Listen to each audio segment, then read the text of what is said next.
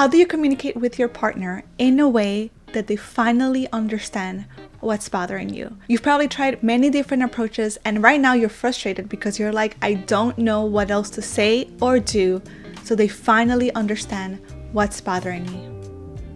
Hi there, I am Sayuri. I am a marriage and relationship coach at You and Me Time, and I help women keep their relationship super strong throughout life's busy seasons.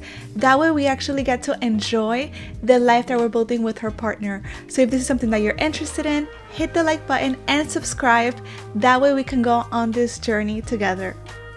So in this video, I'm going to share with you 4 tips that are going to help you communicate with your partner so they finally understand what's bothering you.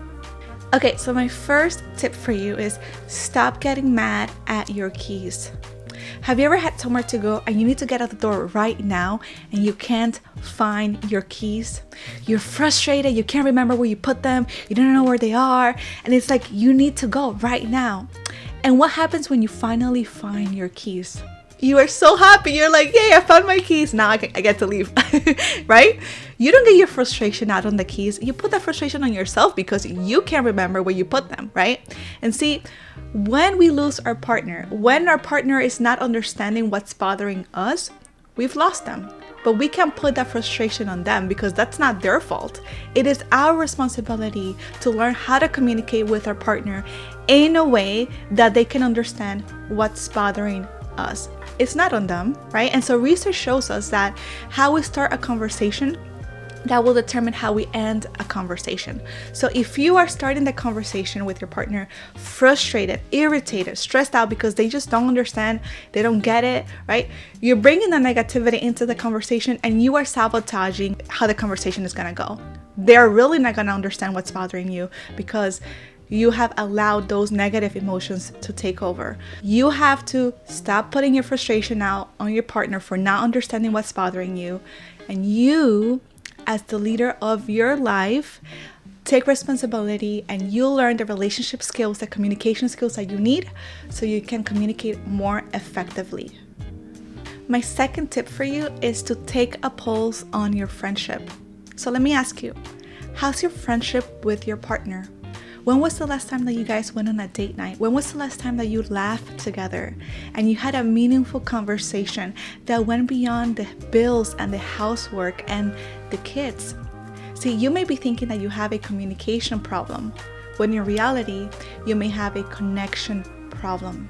Relationships are like flowers, and if we don't water them, they're gonna dry up and eventually they'll die. This is the reality of it. When we want our partner to understand us, to see us, to get us, those are all expectations that we're having on the relationship. Those are good expectations to have. It's good for us to want that, right? But it's kind of like having a plant that we're not caring for, we're not watering, and we're expecting for the plant to start producing flowers and fruit. We can't expect that.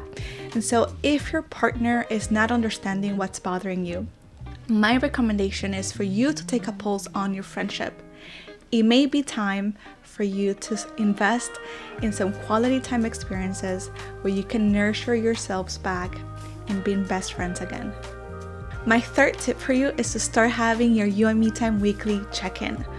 What is a You and Me Time weekly check-in? This is your family meeting where you get together with your partner once a week and you talk about what went well this week, what didn't go so well, and what can we do even better next week. The great thing about this is that you're not waiting for months, for years to go by to then have to have so many conversations with your partner because you guys haven't catch up on each other, and it's been a long time. By then, you really are not going to understand what's bothering each other, right? And so it's almost like walking into a movie halfway and expecting to understand what's going on. You won't. If your partner is not understanding what's bothering you, this is a sign, this is a red flag that they're missing you and you're missing them. You don't know what's going on in each other's lives. So you really have to carve out the space to have these conversations. And I recommend to have it once a week because let's be honest, we're busy. There's a lot of moving parts that are going on in our lives that we have to make sure that we are on the same page on, but make it fun. Like my husband and I, we have Chick-fil-A and we have sushi and we put some instrumental music on and we have our own structure, our own agenda for it. And it's been such a huge anchor in our family to make sure that we are staying in tune with one another. Make it a priority, make time for it, because truly it's gonna be one of those key habits that are gonna help you and your partner actually grow together instead of drifting apart. My fourth tip for you is to paint the picture for your partner.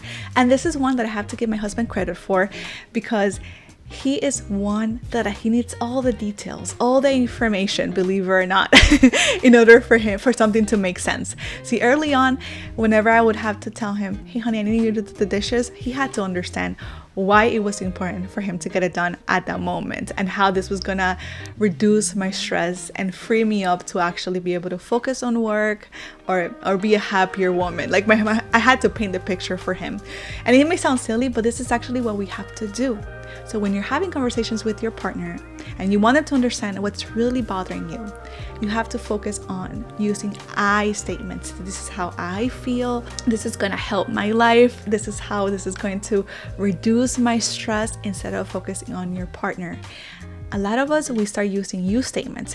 You're lazy, you don't keep your word, I can't believe you're doing this. And when you're saying all those words, you're triggering your partner to get defensive, right? Because you're attacking them.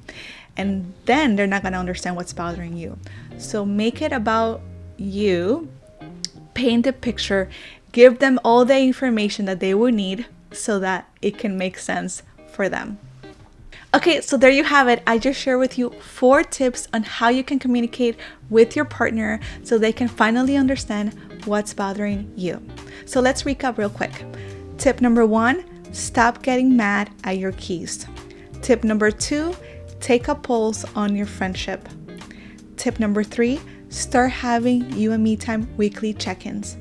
And tip number 4, paint the picture for your partner. Which of these 4 tips do you think is going to help your partner finally understand what's bothering you? Comment below and let me know. Now, are you looking for more ways to improve your relationship? Click the link below for more relationship resources. Alright, so there you have it, my 4 tips on how to communicate with your partner so they finally understand what's bothering you. Thank you so much for watching. Hit the like button and subscribe, and I'll see you on my next video. Bye!